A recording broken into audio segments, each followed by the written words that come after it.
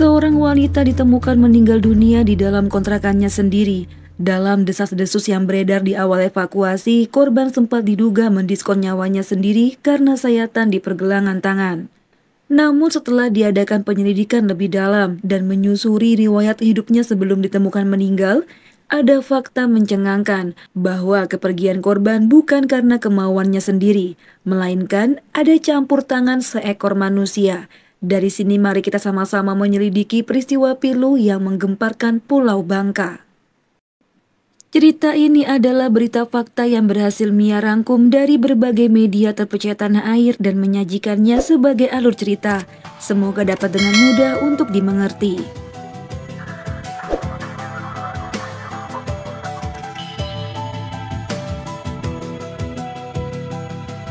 Ibu muda berparas cantik ini bernama Sri Devi berusia 34 tahun. Ia merupakan seorang guru di Sekolah Dasar Negeri Bintet Belinyu, Pulau Bangka, Belitung. Dari pernikahannya dengan suami pertama, mereka dikaruniai satu orang buah hati. Sayangnya, seiring berjalannya waktu, badai mengguncang mahligai pernikahan mereka dan berakhir dengan perpisahan.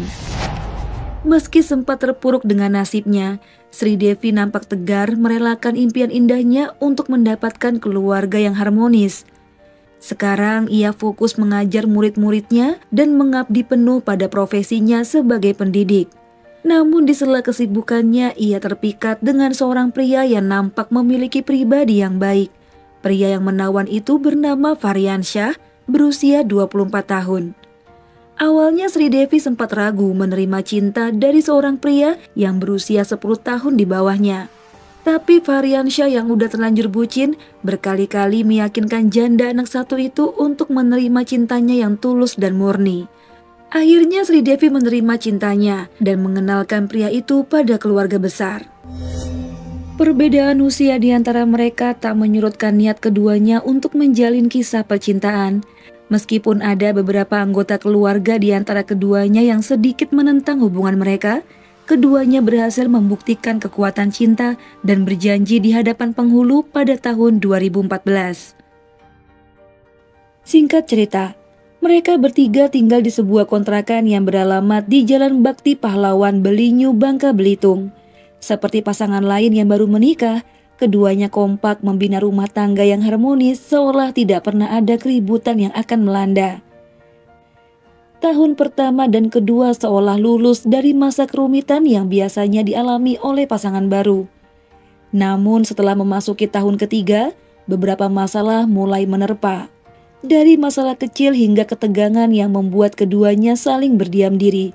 Meskipun Sri Devi pernah gagal di pernikahan pertama dan juga usia yang cukup matang, tak membuat dirinya mampu mendamaikan keadaan bila mana keduanya mulai bertengkar. Apalagi mereka belum juga diberi momongan. Faryansyah jadi amuk-amukan kalau di rumah. Melihat istrinya sibuk mainin ponsel atau mengerjakan tugas sekolah, si suami bukannya mendukung, tak jarang ia malah cemberut karena merasa diacuhkan. Perilaku kekanakannya sebenarnya bikin Sri Devi sedikit muak. Sedikit saja wanita itu salah, Faryansyah nggak segan untuk membentaknya. Lama-kelamaan perasaan cinta yang dulu menggelora kini hambar seketika. Sri Devi semakin menyibukkan diri dengan pekerjaannya, sementara Faryansyah nggak henti-hentinya mencari kesalahan dari sang istri. Kepada anak Sri Devi pun pria itu mulai acuh. Entah kenapa Faryansyah mempersoalkan hal ini, dikit-dikit ia mencurigai Sri Devi memiliki pria idaman lain. Bahkan ia sempat menyadap ponsel Sri Devi, dan ia juga termakan dari gosip tetangga bahwa istrinya telah selingkuh. Pokoknya setiap Sri Devi keluar rumah atau menerima telepon, suami berondongnya itu langsung berdiri di hadapannya ingin tahu dengan siapa istrinya itu berhubungan. Wah, semakin lama kelakuan suaminya bikin enak juga ya. Masalahnya nih, jika suaminya itu mulai menunjukkan rasa cemburunya, dia akan berteriak keras sampai tetangga lain mendengarnya. Ini yang bikin Sri jadi kesel. Akhirnya sempat terucap juga ucapan Sri yang berniat untuk menceraikan Faryansyah. Ia udah gak tahan setiap hari menanggung dilema berkepanjangan yang merintangi jalannya untuk fokus dalam meniti karir. Karena terbawa emosi, Faryansyah memutuskan keluar rumah dan pulang ke rumah keluarganya. Sementara itu, Sri bertekad menggugat cerai suami keduanya. Beberapa hari telah berlalu. Rupanya sejak keputusannya keluar rumah membuat hati pria itu jadi nggak tenang. Dalam hatinya sebenarnya masih sangat mencintai guru muda itu. Sudah berkali-kali ia meminta untuk rujuk kembali, namun Sri Devi tidak bergeming. Karena nggak kunjung mendapat tanggapan yang baik, Faryansyah makin terbakar api cemburu. Bukannya mencoba meluluhkan hati sang istri, ia malah makin menjadi. Amarahnya kini menguasai hati. Tanpa pikir panjang, berjalan menuju kontrakan wanita yang masih menjadi istrinya itu. Dengan harapan untuk memaksa Sri Devi agar mau melanjutkan rumah tangga mereka. Tapi sayangnya si kunyuk satu ini datangnya tengah malam. Tepatnya hari itu tanggal 28 Agustus tahun 2018 pada pukul 12:30 malam. Faryansyah rupanya nekat mendatangi rumah istrinya. Tanpa pemberitahuan, ia mencongkel jendela depan kamar karena pintunya memang telah terkunci rapat. Ia mulai mengendap-endap masuk ke dalam rumah. Setelah berhasil masuk ke bagian ruang tamu, ia bergegas menuju kamar istrinya. Ia melihat hanya ada Sri Devi yang sedang tertidur. Sekian detik ia memandangi tubuh istrinya. Ada perasaan rindu, namun tiba-tiba ia teringat lagi bahwa istrinya itu punya selingkuhan.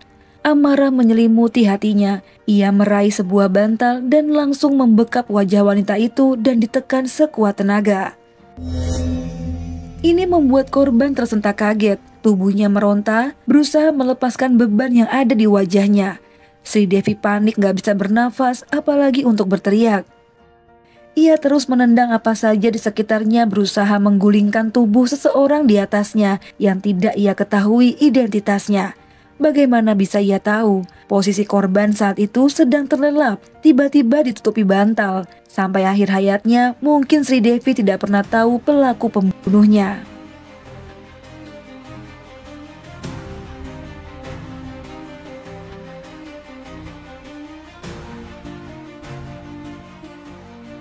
Setelah melakukan aksinya, Faryansyah berdiri di samping tubuh istrinya yang udah terkulai lemas. Lantas, ia mengeluarkan seutas tali yang udah dibawanya, kemudian merencanakan alibi seolah korban telah mendiskon nyawanya sendiri dengan cara digantung di atas plafon. Ia pun sudah mengikat simpul di plafonnya, namun karena sulit memasang tubuh korban, ia pun memikirkan cara lain yang lebih praktis. Kemudian ia menemukan ide lain, yaitu dengan menggunakan pisau kecil, ia menyayat urat nadi korban dan menaruh sajam di sisinya seolah korban yang melakukan atas kemauannya sendiri. Dengan bangganya ia bisa mengelabui polisi. Seusai melakukan aksinya, ia menutup kembali jendela dan kabur melarikan diri. Malam pun berganti, hari pun mulai terang. Seharusnya Sri Devi bergegas ke sekolah tempatnya bertugas. Namun ditunggu sampai pelajaran usai, wanita itu tidak kunjung tiba. Rekan gurunya sudah berkali-kali menghubungi ponsel wanita itu, namun tidak ada jawaban sama sekali. Singkat cerita, waktu menunjukkan pukul 12 siang. Seorang pria bernama Heri yang berprofesi sebagai satpam sebuah bank, di mana ia adalah teman dari Sri Devi, mengunjungi rumah wanita itu sesuai perjanjian mereka di hari sebelumnya. Heri ingin memberikan barang titipan yang diminta oleh Sri. Sesampainya Heri di rumah korban, ia cuma melihat motor Sri yang terparkir, namun tidak menemukan Sri di dalam rumah karena kondisi pintu yang tertutup juga terkunci. Kemudian, Heri menghubungi kepala sekolah SD di mana Sri mengajar. Ia bertanya mengenai keberadaan Sri. Ibu kepala sekolah yang terkejut karena Sri juga gak masuk kerja hari itu.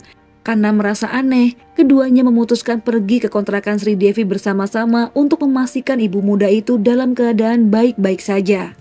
Sesampainya di kontrakan Sri Devi, ibu Kepsek mengetuk pintu berulang kali, juga menanyakan keberadaannya pada tetangga sekitar. Namun mereka tidak mengetahui keberadaan wanita itu. Akhirnya kecurigaan itu kian menguat, karena sejatinya Sri Devi tidak pernah absen bekerja tanpa izin. Apalagi sepeda motornya juga terparkir di garasi depan. Ibu Kepsek yang penasaran mencoba membuka jendela depan yang rupanya dalam keadaan tidak terkunci. Suasana di dalam keadaannya sedikit redup, namun ia bisa melihat pemandangan tragis di dalamnya.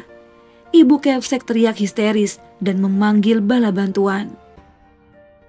Tak lama kemudian, petugas dan tim medis yang telah datang berhasil membuka pintu kontrakan. Saat itulah jasad Sri Devi ditemukan dengan noda merah di pergelangan tangan, seolah mengindikasikan korban telah mendiskon umurnya sendiri.